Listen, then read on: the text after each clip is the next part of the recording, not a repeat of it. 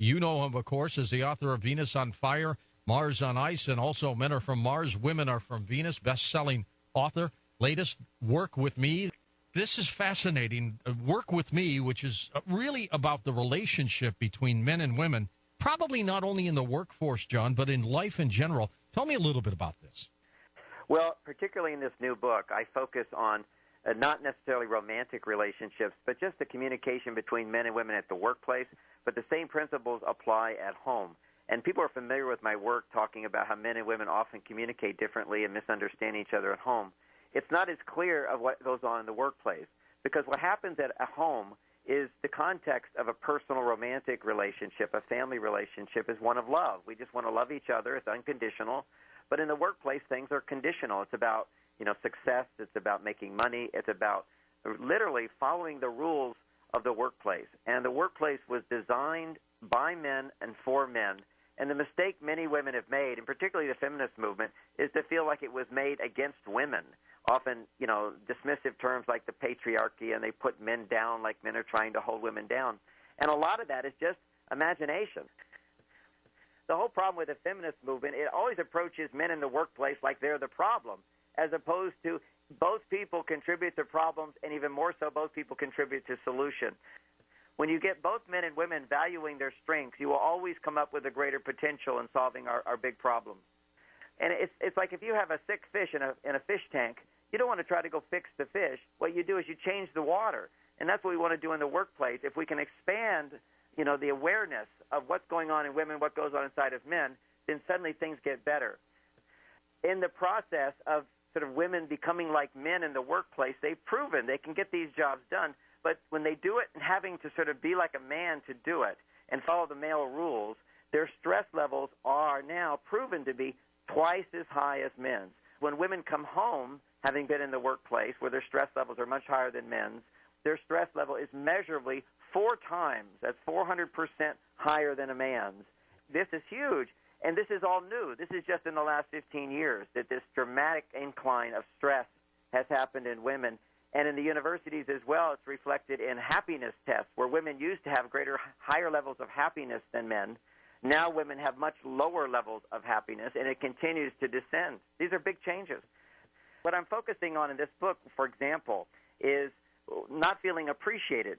And this isn't, women complaining. This is a reality that we found out that half of women in the workplace feel that they're not being appreciated for what they have to offer, whereas 85% of men do. So it's a big difference. And this is a blind spot because 90% of men think that they're appreciating women. It behooves everybody to, if you want to be successful, to make sure you start learning the language women speak as well, so that you get a lot of happy female customers and people that work with you. You see, the way women get ahead in the workplace is they learn to interact the way men do. The better you can fit in, the more successful you are. Generally speaking, there's exceptions to this. Now, what I'm proposing here and what we help people to do is increase gender intelligence.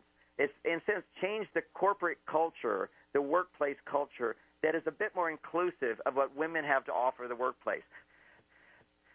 One of the big gender differences is when there's a problem and you want to solve it, women will tend to use more of their brain to solve it, which can slow things down at times, but it also creates a conversation, an openness to many points of view, which will allow you to find a better solution. One of the things we found in our study is the question, do women ask too many questions? And most men, literally 90% of men, said, yes, women are asking too many questions. And women say, well, why would they say that? It's another blind spot. Women don't realize is that when they ask questions, men misinterpret it a lot. Men often think that, what, is she doubting me? Is she, challenging my authority here? Is she mistrusting me? But often women ask more questions as a way to build teamwork, to build collaboration, to create inclusiveness, and also to take a little more time to explore a problem for the best solutions to emerge.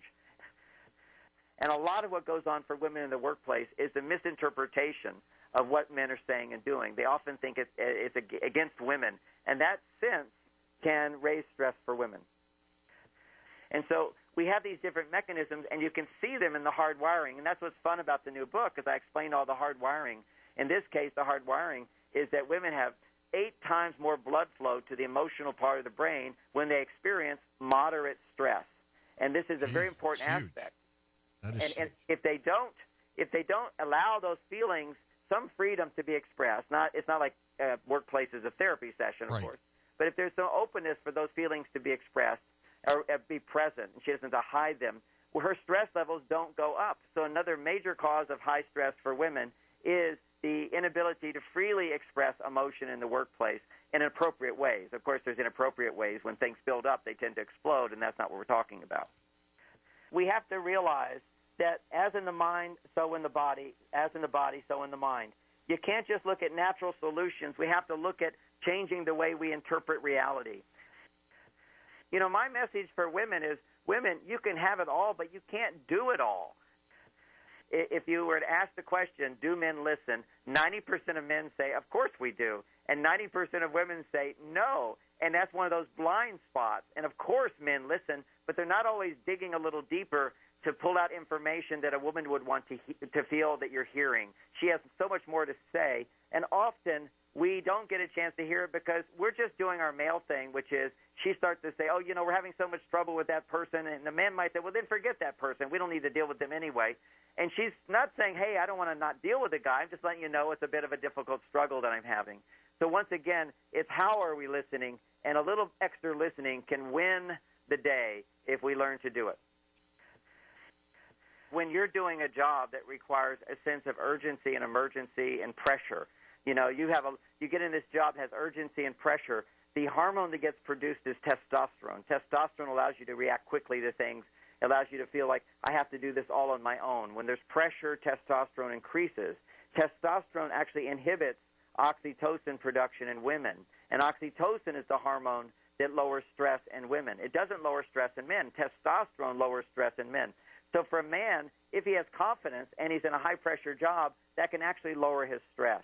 If a woman has confidence and she's in a high-pressure job, it can actually be a source of increasing stress for her unless she balances that by having a personal life that she anticipates going to, which is rich in oxytocin-stimulating activities like a personal relationship or romance, or it could be some leisurely activities, getting her hair done, going shopping, getting her nails done, all these kind of girly things. Why they're called girly is they actually produce oxytocin, which lowers stress in women. And not all women have the same idea of that, but to find anything that you love to do and give yourself plenty of time to do it is an oxytocin producer. And that can offset that testosterone production that happens through a job that tends to produce testosterone. There's no difference between men and women when it comes to intelligence, but we have different skill sets that are more natural to us, and those skill sets can be taught to the other sex as well. Women have much more activity in the right part of the brain that has to do with relationship skills. Men have much more activity in the left side of the brain, which has to do with measuring time and space and doing things quickly and achieving goals and so forth. That doesn't mean women can't be taught to do that. The problem is that when you're conditioned, if you're a woman and you're conditioned to be like a man, your stress levels will go up if you don't also nurture the biology of being a woman, and vice versa. If men are encouraged to be more like women, it exhausts men. It wears men out. It causes men to become moody, irritable, and grumpy, and literally it lowers men's testosterone. And we all know the high rate of heart disease today. What they don't mention in the news, they always talk about cholesterol, which is actually a very insignificant risk factor when it comes to heart disease. It is somewhat of a factor, but insignificant, because half the people who have heart attacks have normal cholesterol levels and half have high cholesterol levels. But everybody who has a heart attack, basically if you're a man, your testosterone levels are very, very low. It's the number one risk factor for heart disease. John, somebody comes home from work, they're just exhausted, probably mentally. How do you fix that? All right, well, if it's a man or woman, it's two different things. But typically, you're exhausted. If you're a man, your testosterone levels have dropped. That's always the case when you're tired. And if you let yourself relax and stay awake. Now, ancient cultures would have men sitting by a fire telling stories or whittling or making their tools, or they would meditate. That would be one thing. Today, we sit by the fire of the TV set and watch a football game or the news. When a man is relaxing his muscles, yet his mind is engaged, what occurs is his body rebuilds testosterone to recover from stress, and he regains his energy. For women, that doesn't work.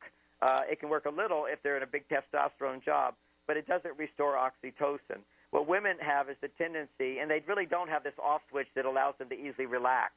Talking about their feelings and scheduling time where they're doing things that they enjoy is one of the major stress reducers for women. And if you're in a marriage, planning romance is really a super oxytocin producer to lower her stress, which is once a week a woman can say to a man, these are some things I'd like to do. Would you pick one and take me? And so it's like a partnership.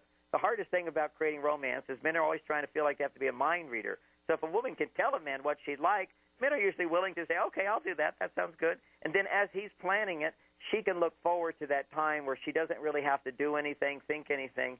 And when a woman gets out of her environment where she feels very responsible for everything, it's only then that her mind relaxes. So literally, George, when a woman goes to a hotel room, her brain actually starts to relax because she looks at the bed. She doesn't have to think about the cleanliness of the sheets. She doesn't have to worry about where the towels are going to go. She doesn't have to worry about cleaning things.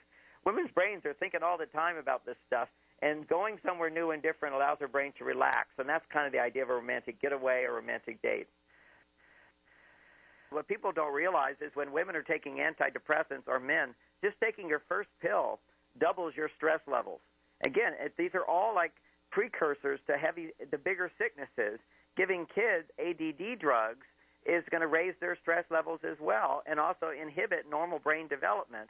They've done research in Italy, double-blind studies showing that just simply the grapeseed extract, it's an anti-inflammatory, it's all natural, the extract of grape seeds, and vitamin C will have the same benefits of taking Ritalin or Adderall in terms of performance of a child, but no side effects, and the condition gets better instead of the condition getting worse if you were to take drugs.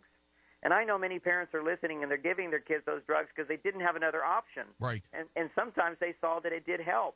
Often that help doesn't last. Sometimes it does. But you can get the same help without the side effects. And that's what people need to be aware. Sometimes it's really easy solutions, the super minerals. I just think that it's something that everybody needs some understanding of, is we really are living in a toxic soup today, George. It's just all around us all the time. They're called xenoestrogens, but they're in the and then add to that all of the GMOs that people don't even realize how much genetically modified organisms are in the food that we eat. This stuff all goes into our gut and kills the good bacteria in our gut.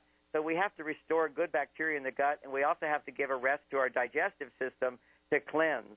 Now, one of the programs that I've been doing for 12 years, and I recommend, I even have a little mix if people want to pre-mix, but they can also do this on their own, which is lemon juice.